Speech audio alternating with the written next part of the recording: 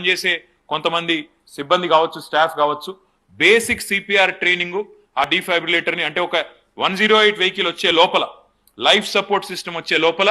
ఏం చేయాలి, ఏం చేసి ఆ మనిషిని కాపాడాలి అనే బేసిక్ ట్రైనింగ్ ఏదైతే ఉంటుందో 1,00,000 మంది దాకా ట్రైనింగ్ ఇవ్వాలని చెప్పి నేను వారిని కోరుతా ఉన్నాను. హైదరాబాద్ లాంటి మహానగరంలో 1,00,000 మందికి,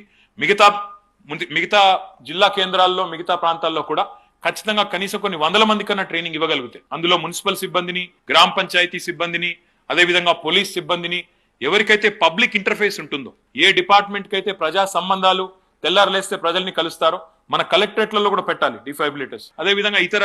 ఆఫీసుల్లో ఎక్కడెక్కడైతే ప్రజలు వస్తూ పోతుంటారో సెక్రటేరియట్ తో సహా అంతటా కూడా పెట్టినట్టయితే డెఫినెట్ గా కొన్ని ప్రాణాలు, ఇప్పుడు ఇంత ఎక్సర్సైజ్ చేసి సంవత్సరానికి ఒక 5 ప్రాణాలు కాపాడినా